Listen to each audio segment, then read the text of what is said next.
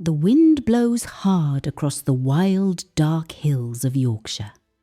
In this lonely place stand two old houses, Wuthering Heights and Thrushcross Grange. Many years ago, the master of Wuthering Heights, Mr. Earnshaw, takes a trip to the big city of Liverpool. When he comes back home, he brings a surprise with him. It is a small, dirty, homeless boy with dark skin and no name. The family calls him Heathcliff. Mr. Earnshaw loves Heathcliff very much and treats him like his own son. But Mr. Earnshaw's son, Hindley, hates the new boy. Only Mr.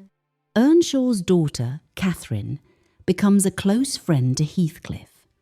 Every day, Catherine and Heathcliff run away together. They play on the high, windy hills, laughing, shouting, and forgetting the rest of the world. They grow up side by side, and soon they fall deeply in love with each other. Then sad days begin. Mr. Earnshaw dies.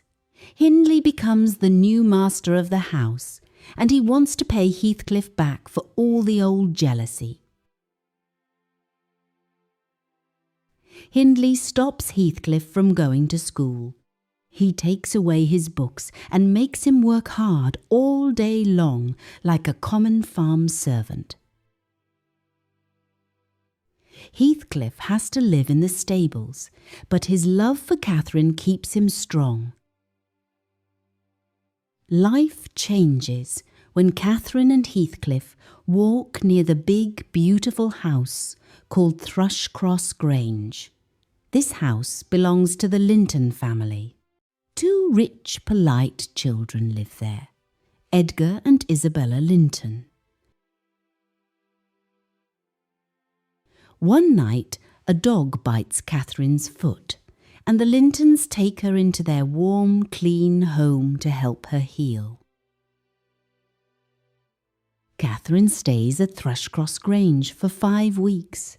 When she comes back to Wuthering Heights, she is a different person.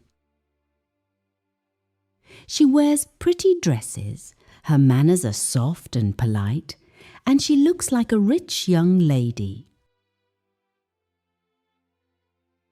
She starts spending a lot of time with Edgar Linton because he is kind, gentle, and wealthy. Heathcliff watches this with a broken heart. One rainy evening, Catherine talks to the housekeeper, Nellie. She says that Edgar has asked her to marry him, and she said yes. But she adds something terrible. Marrying Heathcliff would lower her social standing and make her poor. Heathcliff is standing outside the open door in the dark rain. He hears these words, and his heart shatters into pieces. Before Catherine can finish or explain, Heathcliff runs away into the night and disappears completely. Catherine falls deeply ill with a heavy fever because she misses him so much. Weeks later, she recovers just enough to marry Edgar Linton. They live together at Thrushcross Grange, but Catherine is never truly happy. Her soul is still out on the wild hills with Heathcliff. 3 years pass by. One day, Heathcliff comes back to Wuthering Heights. But he is no longer the poor, dirty, sad boy who ran away. He is now a tall, strong, rich man with fine clothes and a cold, dark look in his eyes. No one knows how he got his money, but he is determined to use it for one single purpose: revenge. Heathcliff stays at Wuthering Heights as a guest of Hindley, who now drinks too much and gambles away all his money. Heathcliff wins all of Hindley's property, money and land. In this way, Heathcliff becomes the master of Wuthering Heights, turning Hindley into a broken man. To hurt the Linton family even more, Heathcliff pays attention to Edgar's young sister Isabella. Even though Catherine warns her that Heathcliff is a cruel and dangerous man, Isabella runs away with Heathcliff and marries him. But Heathcliff does not love her. He treats her very badly, making her life at Wuthering Heights miserable just to punish Edgar. Catherine grows sicker and weaker day by day. She is pregnant and her mind is fading. One stormy night, Heathcliff secretly visits her at Thrushcross Grange. They hold each other tightly, crying and forgiving one another for the pain they caused. A few hours later, Catherine gives birth to a baby girl, also named Catherine, and sadly passes away. Heathcliff is filled with terrible grief. He stands by Catherine's window, crying out into the storm, begging her ghost to stay with him and haunt him for the rest of his life. Years pass, and Heathcliff finally gains everything he once wanted: wealth, land, and power. But none of it makes him happy. He is still haunted by Catherine's memory. He stops eating and sleeping and begins to believe that Catherine is still beside him. One spring morning, the servants find Heathcliff dead in his bed. A strange smile is on his face, and his eyes are wide open, looking toward the window. After he is buried, local people in the village start telling strange stories. They say that the cold, stormy weather does not stop the dead. On windy winter nights, shepherds and travellers walking across the hills say they see two figures walking together in the snow, a man and a woman, finally free, walking hand in hand through the wild mist of Wuthering Heights. Now, let's listen to Olivia and Harry talk about the story and some of the key words from it. Hello everyone, and welcome back to English Natively, the podcast where we talk about great stories, learn real English, and hopefully have a bit of a laugh along the way. I'm Harry. And I'm Olivia. Hope you're all having a smashing week. Now, Harry, I don't know about you, but I am still recovering from what we just listened to. Oh mate, you and me both. Can we just take a moment to appreciate Margaret's voice? Honestly, she could read the back of a shampoo bottle and I'd be hooked, but her narration today was something else. Absolutely brilliant. A massive thank you to Margaret for wrapping up that story. But wow, she really brought that stormy, spooky atmosphere to life, didn't she? I actually had to turn all the lights on in my flat while she was reading the finale. I don't blame you. So, for everyone listening, Margaret just finished narrating the final chapters of the classic novel Wuthering Heights. Let's recap that ending, because, wow, Catherine dies right after giving birth to her daughter. Which is devastating enough. But Heathcliff, he doesn't just cry like a normal person, does he? He literally stands outside in a raging storm, screaming at Catherine's ghost to haunt him for the rest of his life. Haunt me. Drive me mad. Who actually says that? Most people are terrified of ghosts, but he is begging for it. It just shows how incredibly intense and, let's be honest, toxic their love was. Totally. And then years pass. He gets everything he wants on paper: wealth, land, power, revenge. But he's completely empty inside. He stops eating, stops sleeping, and starts talking to thin air because he thinks Catherine is standing right next to him. Proper creepy. And then the servants find him dead in bed, eyes wide open, staring out the window, with this weird, happy smile on his face. Whew, actual shivers down my spine, Liv. Right? But you know the best part? The local legends.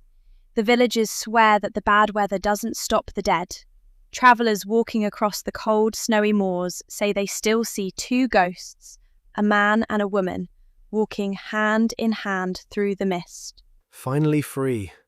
It's the ultimate classic British ghost story ending. It really is. You know, it makes complete sense why this book is so incredibly famous. Emily Brontë wrote it way back in 1847. She was this quiet clergyman's daughter living in Yorkshire. Which is wild. How on earth did a quiet woman write something so passionate and dark? I know, and here's a fun fact. When it was first published, Victorian society hated it. The critics were absolutely shocked. They thought it was too violent, too wild, and the characters were far too mean. I mean, they're not wrong. Heathcliff is hardly a fairy tale prince, but I think that's exactly why it's a masterpiece today. It doesn't pretend human nature is all sunshine and rainbows. It's raw, it's messy, and it's real. Spot on. Now, speaking of raw emotions, let's transition to our favourite part of the show, the language. Because, as always on English Natively, we want to pull out some useful words from the story so you guys can sound like true natives. Yes! And we promise, no boring classroom lectures here. So, listening to Margaret's narration, two words really jumped out at me today. The first one is shatter, or shatters. Oh, great word. S-H-A-T-T-E-R. Usually we use this for physical things like glass, right? Like, oh no, I dropped my favourite mug and it shattered on the floor. It means to break into a million tiny pieces. Exactly. But in English, we love using it for feelings too. When Catherine died, you could say Heathcliff's heart was absolutely shattered. It wasn't just broken, it was completely destroyed. It's such a powerful image. And hey, here's a very British tip for you all. If you come to the UK, you might hear people say, I am shattered. Ah, yes. I've been working for 12 hours straight, mate. I'm absolutely shattered. Exactly. In everyday British slang, if you are shattered, it just means you are incredibly tired, exhausted. So your heart can shatter, a window can shatter, or you can just be shattered after a long day. Brilliant word. Right, what was the second word you picked out, Liv? The second word is determined. D-E-T-E-R-M-I-N-E-D.